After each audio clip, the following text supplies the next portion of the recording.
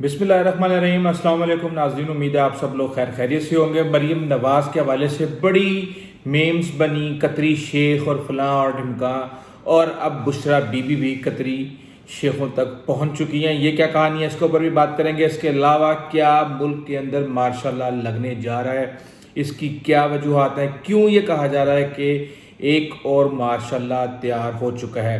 لیکن اس وقت اگر آپ یہ دیکھیں، پاکستان کے اندر ایک نہیں کم سے کم 2 درجن کے قریب فالٹ لائنز ہیں۔ فالٹ لائنز کیا ہوتی ہے؟ فالٹ لائنز وہ ہوتی ہیں کہ زمین کے اس نیچے جو ہے زمین کافی حصوں میں تقسیم ہے، ٹکڑوں میں ہے، اور جب ایک پیس دوسرے پیس کے جو درمیان والا حصہ ہے اس کو کہتے ہیں فالٹ لائن، اور جب وہ آپس میں ٹکراتی ہیں تو زلزلہ آتا ہے۔ ہماری فالٹ لائن کیا ہے؟ بجلی کے بل۔ ہمارے فالٹ لائن کیا ہے؟ ٹیکس چوری۔ ہماری فالٹ لائن کیا ہے؟ کرائمز۔ آپ بدقسمتی دیکھیں کہ اس ملک کے اندر ایف بی آر نے ٹیکس جمع کرنا ہوتا ہے، لیکن سب سے زیادہ ٹیکس چوری وہ کرواتے ہیں۔ اس ملک میں وابڈا نے بجلی کی قیمت وصول کرنی ہوتی ہے، لیکن سب سے زیادہ بجلی جو ہے وہ وابڈا چوری کرواتی ہے۔ اس ملک کے اندر کرائم کو پولیس نے روکنا ہوتا ہے، لیکن سب سے زیادہ کرائم اور کرمنلز کی سرپرستی پولیس کرتی ہے۔ اس ملک کے اندر وکیلوں نے انصاف دلوانا ہوتا ہے، لیکن سب سے زیادہ مجرموں کو یہ وکیل جو ہیں وہ چھڑواتے ہیں۔ اس ملک میں مافیا کا خاتمہ حکومتوں نے کرنا ہوتا ہے، لیکن یہ حکومتیں اس ملک کے اندر مافیا کے کنٹرول میں ہیں۔ یہ ساری کی ساری فالٹ لائنز ہیں، اور جو عام عوام ہے وہ اس کا خمیازہ بھگت رہی ہے۔ آپ ظلم دیکھیں۔ کیا آپ کو پتہ ہے کہ پاکستان کی جو کیپیسٹی ہے بجلی بنانے کی وہ 40,000 میگا واٹ ہے، اور اس وقت پاکستان 20,000 میگا واٹ سے کم بجلی استعمال کر رہا ہے، اور بقایا جو ہے وہ کیپیسٹی چارجز دیے جا رہے ہیں۔ ان سے معاہدے کر لیے گئے ہیں 30 سال 40 سال کے، کہ جناب اتنی بجلی آپ کیپیسٹی آپ بنا لیں، اگر ہم نہیں بھی خریدیں گے تو ہم آپ کو پیسے دیں گے۔ اور وہ مافیاز نے اپنے 30% خود لگایا، 70% جو ہے وہ بینکوں سے لون لیا، پروجیکٹ لگا لیا، اس کے بعد ایک سال کے بعد 87% ریٹرن ان کو مل رہا ہے۔ اگر 55 ارب روپے کا ایک پاور پروجیکٹ لگایا گیا ہے تو 7 سے 8 سال کے اندر 750 ارب روپیہ جو ہے وہ وصول کیا جا چکا ہے۔ 3,000 ارب روپیہ اس ملک کے اندر جو سرکٹ ڈیپٹ ہے وہ بن چکا ہے۔ اور اس کے بعد جو ہے ایک عجیب کشمکش ہے، اس ملک کے اندر سولر انرجی جو ہے اس کے پروجیکٹس نہیں لگائے جا رہے، سستی بجلی کسی صورت نہیں جو ہے وہ کریٹ کی جا رہی۔ جس طریقے سے اس ملک کے اندر جو سکول مافیا ہے وہ گورنمنٹ کے سکول نہیں چلنے دیتا، جس طریقے سے یہاں پہ ہسپتال مافیا ہے وہ جو آپ کے گورنمنٹ سکول ہیں، گورنمنٹ ہسپتال ہیں، ان کو چلنے نہیں دیتا، اسی طریقے سے ہر چیز میں ہر فیلڈ کے اندر ایک ایسا مافیا بیٹھا ہے جو سیدھے راستے پہ جانے کی بجائے الٹے راستے پہ لگا دیتا ہے، اور اگلے 15 سالوں کے لیے اس قوم کو محکوم بنا دیتا ہے۔ بہت پوٹینشل ہے اس قوم کے اندر، لیکن وہ سارے کا سارا پوٹینشل جو ہے وہ اگلے 10-20 سال کے لیے ایڈوانس میں اس قوم سے چوس لیا گیا ہے، اور بچنے کی کوئی اس وقت گنجائش نظر نہیں آتی۔ یہی ساری کی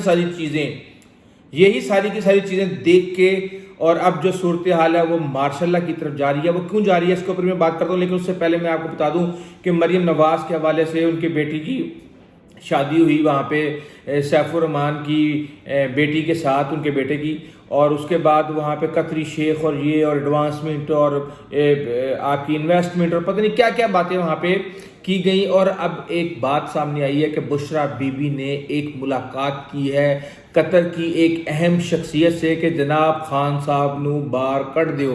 آپ اس ملک کی بدقسمتی دیکھیں کہ یہ سارے کے سارے حکمران، چاہے انہوں نے ہمیں حقیقی آزادی دلوانی ہو، چاہے انہوں نے اس ملک میں غلامی کی زنجیروں کو توڑنا ہو، چاہے انہوں نے کچھ بھی کرنا ہو، سب کے رستے ایک ہی دروازے پہ ہیں۔ میاں نواز شریف کو پکڑا جاتا ہے تو سعودیہ کے شیخ آ جاتے ہیں، اگر اب عمران خان کو پکڑا گیا ہے تو قطر کے شیخ آ گئے ہیں، آصف زرداری کو پکڑا جائے گا تو دبئی کے شیخ آ جائیں گے. یعنی ہر ایک نے اپنا اپنا جو ہے وہ کیا کہتے ہیں کہ وہ تھوڑا غلط ہو جائے گا، میں نائب کہوں تو بہتر ہے. یعنی کہ عمران خان نے وہ تمام کام کیے جو پہلے روایتی سیاستدان کر رہے تھے، اور ایک یہ چیز رہ گئی تھی کہ مائی باپ اس ملک سے باہر نکالو، اور یہ کہانی اب سامنے آ گئی. جبکہ ایک اور جو سٹوری دوسری سائڈ کی ہے وہ یہ ہے کہ عمران خان کو باہر جانے کے لیے اور باہر بھیجنے کے لیے منانے کی کوشش کی جا رہی ہے، اور عمران خان نہیں مان رہا. اور اس طرح کی جو خبریں ہیں وہ صرف اور صرف اس لیے کریٹ کی جا رہی ہیں تاکہ عمران خان کو کمزور کیا جائے، اس کو سیاسی نقصان پہنچایا جائے. لیکن اب یہ تو کوئی نہ کوئی پی ٹی آئی والا آ کے اس کو کلیئر کرے گا. لیکن مسئلہ یہ کہ پی ٹی آئی کا جو سوشل میڈیا ہے وہ جھوٹوں کا سردار ہے، اور وہاں پہ جس قسم کا پروپیگنڈا ہوتا ہے میرا تو یقین ہی اٹھ گیا ہے اس پارٹی سے کہ یہ کوئی نہ کوئی صحیح کام بھی کر سکتے ہیں. حالانکہ سارے محب وطن پاکستانی جو اینٹی پالیٹکس تھے، جو اینٹی سیاست تھے، جن کو فوج نے پچھلے 30 سال سے تیار کیا تھا، وہ سارے کے سارے بہرحال عمران خان کے ساتھ کھڑے ہوئے ہیں. اب بات کرتے ہیں ماشاء اللہ کی. دیکھیں، آپ نے عمران خان کو لے آئے، بہت برے طریقے سے فلاپ ہو گئے. اس کے بعد آپ پی ڈی ایم کو لے کے آئے، بیڑا غرق ہو گیا. اب نگران حکومت آئی ہے تو سمجھ ہی نہیں آ رہی کہ بھائی نگران حکومت کیا کرے گی. سارے کے سارے نیلے آپ نے نگران حکومت کے اندر اکٹھے کر دیے ہیں، اور آپ کو اب وہ حالات نہیں ہیں کہ کرے کوئی اور بھرے کوئی. اب تو بھائی کہہ رہے ہیں کہ یہ ساری کی ساری گورنمنٹ اسٹیبلشمنٹ کی مرضی کے بغیر نہیں آ سکتی، اور یہ کاکڑ صاحب بھی انہی کا تحفہ ہیں. اور یہ جو نیچے بندے لگے ہوئے ہیں یہ چند ایک دو پولیٹیکل پارٹیز کی سفارش اور پرچیوں پہ رکھ لی ہیں، بقایا مرضی انہی کی چلی ہے، نام انہوں نے دیے ہیں اور سارا کچھ انہوں نے دیا ہے. تو اب جو ہے حالات کنٹرول میں نہیں آ رہے، چیزیں دن بدن خراب ہوتی جا رہی ہیں، دن بدن بدتر ہوتی جا رہی ہیں. کبھی کہتے ہیں جی سرکاری ملازمین کے یونٹ ختم کر دیں گے، پھر اس کے بعد ان کو سمجھ آتی ہے نہیں بھائی یہ تو کر ہی نہیں سکتے. اس کے بعد پھر خبر آتی ہے نہیں جی پینشن ختم کر دیں گے، پھر ان کو سمجھ آتی ہے نہیں بھائی یہ تو کر ہی نہیں سکتے. تو اس وقت نگران حکومت بھی وہ پڑھے لکھے دعوے عمران خان والے کر رہی ہے، لیکن اس کے بعد جب میٹنگ ہوتی ہے اور جب بریفنگ دی جاتی ہے تو پھر ان کو سمجھ جاتی ہے کہ نہیں بھائی زمینی حقائق کچھ اور ہیں، یہ تو کھڈے نہیں، یہاں پہ کھائیاں کھدی ہوئی ہیں اور ان کو فل کرنا اتنا آسان نہیں ہے. اس لیے کہنے والے یہ کہہ رہے ہیں کہ شاید حالات آنے والے دنوں میں مزید خراب ہو جائیں اور کسی کو آنا پڑے. کیوں؟ اس ملک کے اندر بڑی چینجز ہونے جا رہی ہیں یہاں پہ اس خطے کے اندر، اور امریکہ بہت زیادہ متحرک ہو چکا ہے.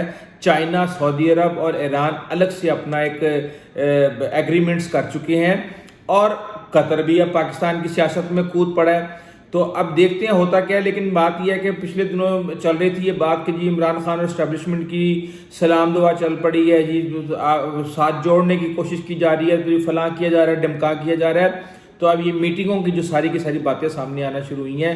مسئلہ یہ ہے کہ اس پاکستان کے اندر اسٹیبلشمنٹ کو اگر کوئی پریشرائز کر سکتا ہے تو وہ صرف اور صرف وہ دوست ممالک کر سکتے ہیں جو پاکستان کی بیک بون ہے، جو پاکستان کے پیچھے ہمیشہ کھڑے ہوتے ہیں، جو ہر مشکل وقت کے اندر پاکستان کو سستا تیل، سستی انرجی دیتے ہیں، جو ہر مشکل وقت میں پاکستان کو ڈالر فراہم کرتے ہیں، جو ہر مشکل وقت میں پاکستان کو آئی ایم ایف سے آگے بڑھ کے بیل آؤٹ کرتے ہیں. جب ان ممالک کا پریشر آتا ہے تو یہاں پہ اسٹیبلشمنٹ بھی بے بس ہو جاتی ہے. اور ہم نے ماضی میں بھی دیکھا ہے کہ اسٹیبلشمنٹ نے جو دوست ممالک ہیں ان کے پریشر میں آ کے یہاں سے جیلوں سے نکال کے حکمرانوں کو بیرون ملک بھیجا. لیکن دیکھنا یہ کہ کیا یہ اسٹیبلشمنٹ عمران خان کو باہر بھیجنے میں کامیاب ہو جاتی ہے، کیونکہ جب تک عمران خان کی مقبولیت کا ڈنکا بجتا رہے گا اس ملک کے اندر شاید الیکشن ممکن نہ ہو. دیکھتے ہیں فروری تک عمران خان کہاں تک پہنچتی ہے ان کی مقبولیت، لیکن ابھی تک تو فی الحال اس میں ایک رتی برابر بھی